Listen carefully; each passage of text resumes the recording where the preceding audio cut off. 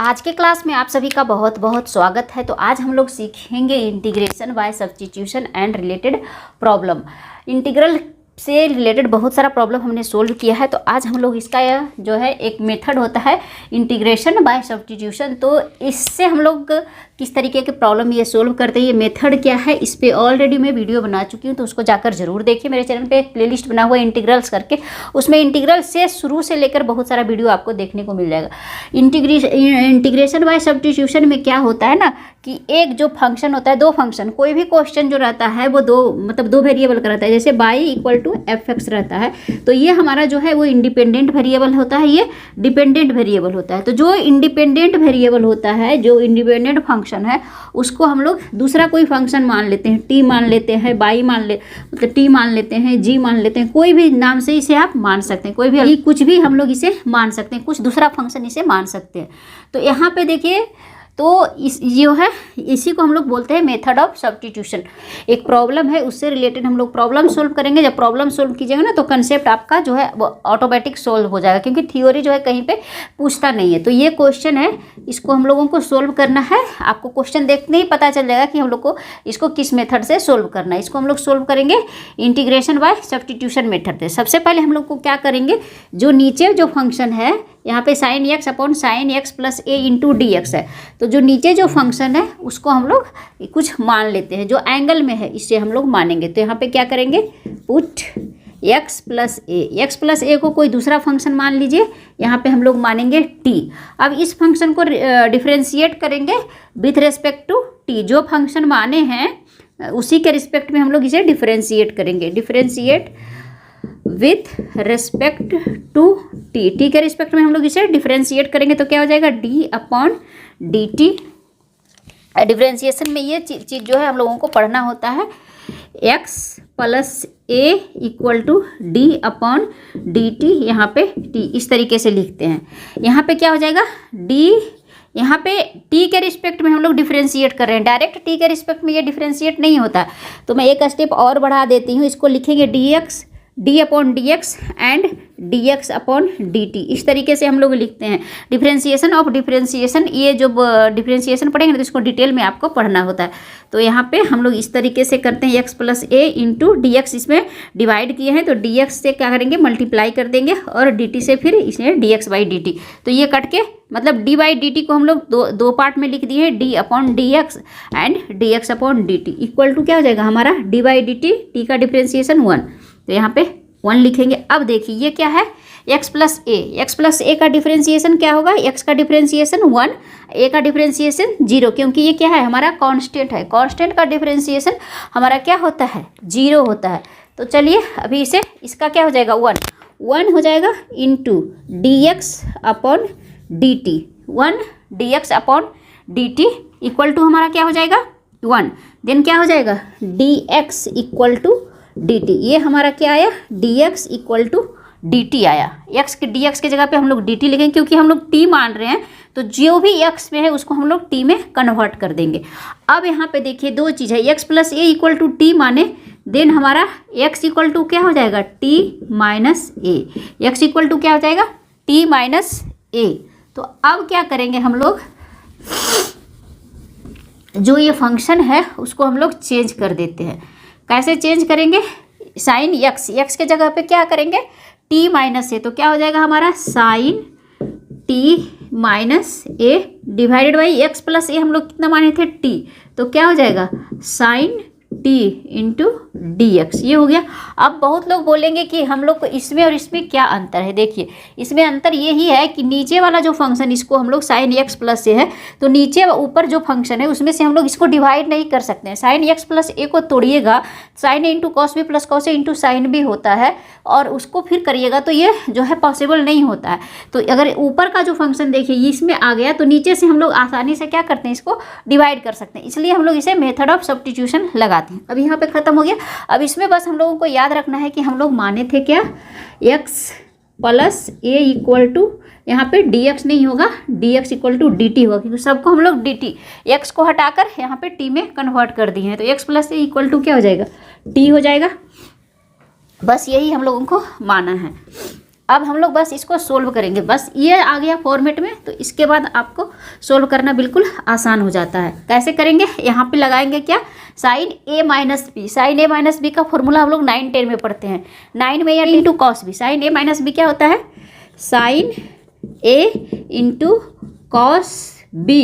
ए के जगह पे टी, बी के जगह पे ए, माइनस माइनस बीच में साइन है तो माइनस होता है, यहाँ पे क्या हो जाएगा, sine a into cos b minus cos a. Cos a मतलब cos t into sine b. Sine b मतलब साइन यहाँ पे ए। ये हमको इसको ए मानेंगे, इसको हम लोग बी मानेंगे। डिवाइडेड बाई क्या हो जाएगा हमारा, sine t into d t. अब देखिए शॉर्ट फॉर्म ये हो गया।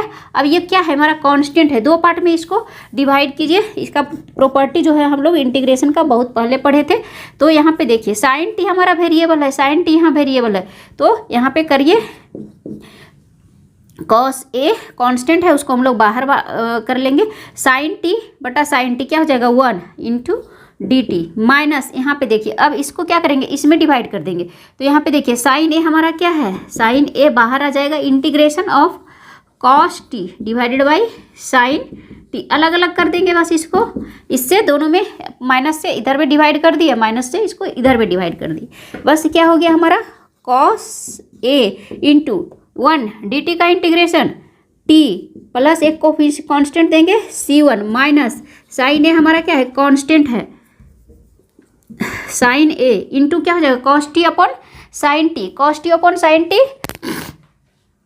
हो जाता है हमारा cot t. Cos t upon sine t क्या हो जाता है, कॉट टी। और कॉट टी का इंटीग्रेशन पिछले वीडियो में हमने पढ़ा था, यहाँ पे कॉट टी का इंटीग्रेशन हमने पिछले वीडियो में पढ़ा था, log mod sign T plus C1 को फिर एक C1 या C2 कोई भी कांस्टेंट यहाँ पे लगाएंगे, log mod sign T plus C2। यहाँ पे हो गया सबका इंटीग्रेशन। अब इसे हम लोग क्या करेंगे, बस तोड़ना है इसे। तो इसे किस तरीके से लिखेंगे,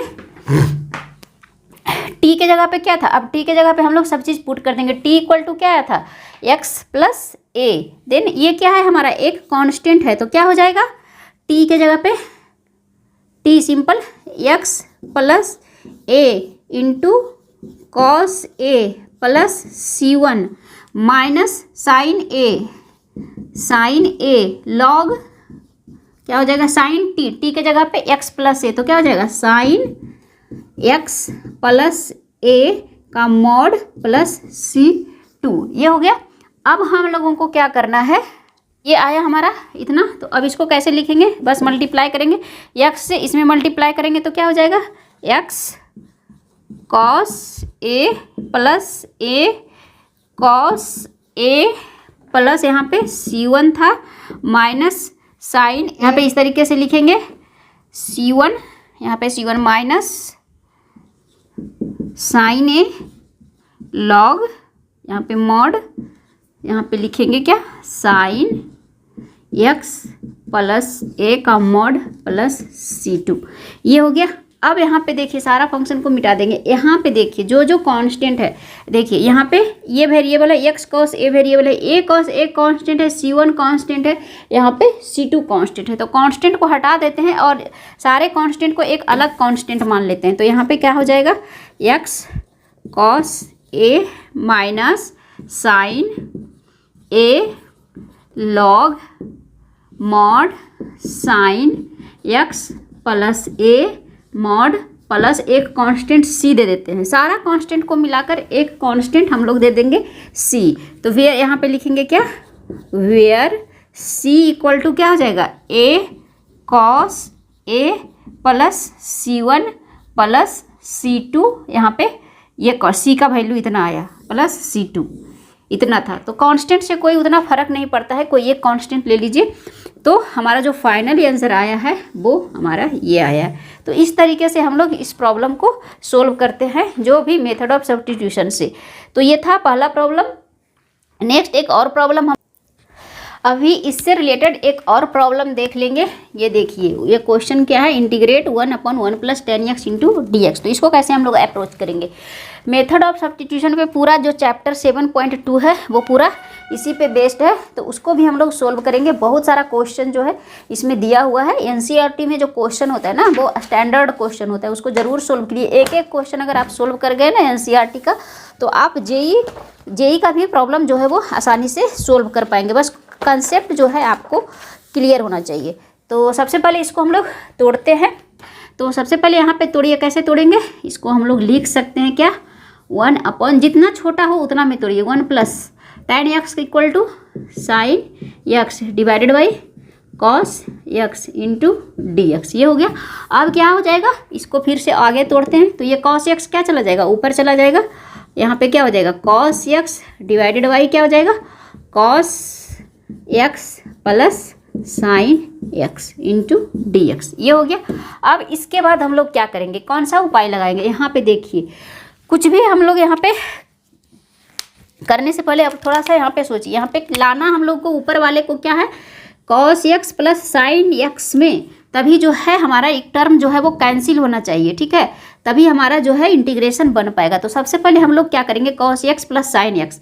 तो यहाँ पे क्या करेंगे, cos प्लस हम लोग क्या करेंगे, इसमें ऐसे करते हैं हम लोग, integration of cos x plus sin x, इस तरीके से करेंगे। cos x plus sin x किए। अब इसमें क्या करेंगे, एक प्लस साइन प्लस किए तो हम लोग क्या करेंगे, साइन को माइनस भी कर देंगे। साइन माइनस करेंगे तो कोई फर्क नहीं पड़ेगा। ये हो गया। तो साइन सिंगल अगर रखते हैं, ठीक है, तो साइन अगर सिंगल रखते हैं तो नहीं है, तो साइन को हम लोग क्या करेंगे, एक कॉस में और एक साइन के साथ हम लोग को कॉस का पेयर बनाना होता है। तो यहाँ पे देखिए cos x सिंगल है, तो सबसे पहले आप क्या कीजिए, यहाँ पे 2 से मल्टीप्लाई करेंगे, 2 से डिवाइड कर देंगे।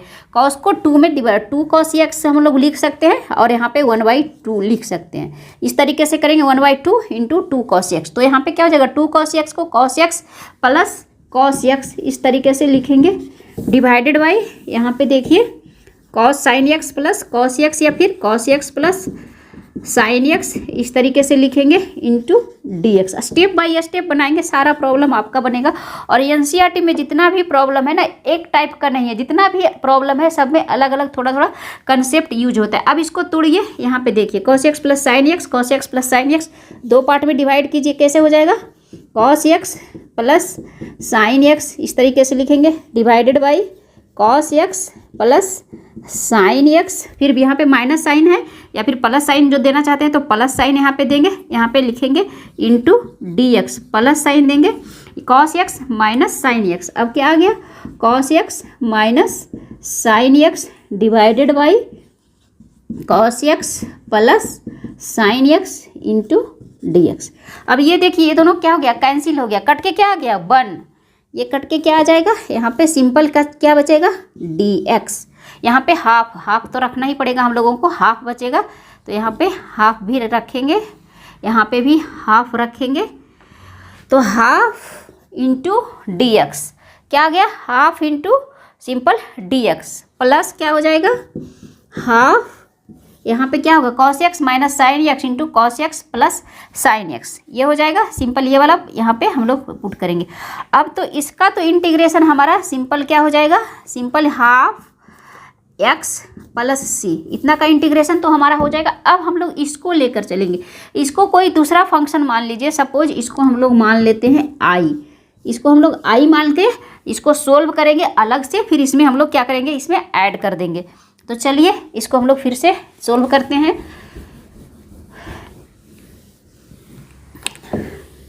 बस इसको हम लोगों को याद रखना है कि ये हमारा आया था। तो ये क्या था, इंटीग्रेशन, हाफ को छोड़ दीजिए, i इक्वल टू हम लोग कितना माने हैं, i इक्वल टू मान लेते हैं half integration of cos x minus sine x divided by cos x plus sine x, cos x plus sine x into d x. अब इसमें क्या करेंगे देखिए, तो क्या करेंगे इसमें, अगर cos x plus sine x equal to t मान लेते हैं, तो यहाँ पे इसका हमारा काम जो है वो बन जाएगा। यहाँ पे क्या होगा, हमारा डी एक्स होगा। तो यहाँ पे लिखिए, पुट क्या करेंगे, cos x plus sine x equal to एक दूसरा फंक्शन मानेंगे हम लोग टी माने। अब यहाँ पे डिफ्रेंशिएट कर देंगे विथ रेस्पेक्ट टू टी, तो क्या हो जाएगा, डायरेक्ट हम लोग कर रहे हैं यहाँ पे, cos x का डिफ्रेंशिएशन क्या होता है, minus sine x plus sine x का डिफ्रेंसिएशन कॉस एक्स प्लस यहाँ पे क्या कॉस एक्स, यहाँ पे क्या हो जाएगा into d x equal to d t. ये कैसे आया, ये डिफ्रेंसिएशन में हम लोग सीखते हैं और अभी थोड़ी देर पहले ही हम लोग इसे सीखे थे। तो यहाँ पे अब क्या आ गया, यहाँ पे देखिए किस फॉर्म में आ गया, cos x minus sine x into d x equal to d t. ये वाला आ गया cos x minus sine x into d x वाला आ गया। तो अब इसको हम लोग कैसे करेंगे, हाफ हो गया, बच गया कितना हमारा, ऊपर क्या आ गया हमारा डी टी, नीचे को हम लोग क्या माने थे टी, तो बस इतना के जगह पे हमारा क्या आ गया डी टी बाई टी। यही हम लोगों को लाना होता है मेन। अब इसको हटा देते हैं। अब इसका जो है इंटीग्रेशन हम लोग डायरेक्ट क्या जानते हैं, हाफ 1/t का integration log mod T plus एक कांस्टेंट दे देंगे, यहाँ पे c1 माने थे तो यहाँ पे c2, तो i के जगह पे हमारा ये आया। अब इसको मिटा दीजिए, हाफ ऑफ dx बस रहने दीजिए, ठीक है। इसको हटा देते हैं, i माने थे इसको। तो टोटल जो हमारा था वो क्या हो गया, हाफ लॉग मॉड टी के जगह पे, टी के जगह पे हम लोग क्या माने थे cos x plus sine x, तो क्या हो जाएगा mod sine x plus cos x या cos x plus sine x, दोनों में से कुछ भी लिख सकते हैं। इधर हो जाएगा कॉस एक्स का मॉड प्लस c2। अब टोटल हमारा क्या हो जाएगा, टोटल ये तो हमारा बस i इक्वल टू आया था ना, i इक्वल टू टोटल हमारा इतना था इंटीग्रेशन में, हाफ ऑफ dx भी इसमें था। तो अब टोटल हमारा क्या हो जाएगा, टोटल हमारा क्या हो जाएगा, टोटल हमारा क्या हो जाएगा, हाफ यहाँ पे आया था कितना, half x plus c1 plus half log mod sign x plus cos x का मॉड प्लस c2। तो अब इसको हम लोग यहाँ पे सबको मिटाते हैं, उसके बाद हम लोग करते हैं यहाँ पे क्या था, इतना की जगह पे हम लोगों को इंटीग्रेट करके क्या आया, half x plus half log mod sine x plus cos x का मॉड प्लस c2। यहाँ पे हाफ भी था तो c2/2 या 2c कुछ भी ऐसे लिख सकते हैं। ये हो गया, ये हाफ जो है ना ये कांस्टेंट में भी क्या होता है मल्टीप्लाई हो जाता है, तो हाफ लॉग इतना हुआ तो प्लस c2। अब यहाँ पे इसको लिख सकते हैं, ये भी यहाँ पे हाफ एक्स प्लस यहाँ पे c1 था तो हाफ एक्स प्लस यहाँ पे इस तरीके से लिखते हैं हाफ एक्स प्लस c1/2, क्योंकि इसमें भी 2 मल्टीप्लाई हुआ। तो आंसर जो हमारा बच के आएगा वो आएगा half x plus half log mod sine x plus cos x plus c1 plus c2/2 equal to constant यहाँ पे c देंगे। और अगर लॉग में आपका क्वेश्चन आता है ना 5 नंबर का इस तरीके से CBSE में या फिर किसी एग्ज़ाम में, तो यहाँ पे ये चीज़ मेंशन करना होता है कि हम लोग ये जो है c का वैल्यू क्या लिखे। तो यहाँ पे हो गया वेयर c इक्वल टू क्या होता है c1/2 plus c2/2, this is the answer. तो इस तरीके से जो प्रॉब्लम है मेथड ऑफ सब्स्टिट्यूशन का उसको सोल्व करते हैं। तो फ्रेंड्स ये था इंटीग्रल्स का कुछ प्रॉब्लम, बहुत ही इंपॉर्टेंट प्रॉब्लम है और एक एक प्रॉब्लम ना है वो अलग अलग कंसेप्ट से बनता है। तो आशा करते हैं कि आपको ये प्रॉब्लम अच्छे से समझ में आया होगा। वीडियो अच्छा लगा हो तो वीडियो को एक लाइक जरूर करें, चैनल पे नए हैं तो चैनल को सब्सक्राइब करें, वीडियो को शेयर करें। मिलते हैं नेक्स्ट वीडियो में, तब तक के लिए बाय बाय।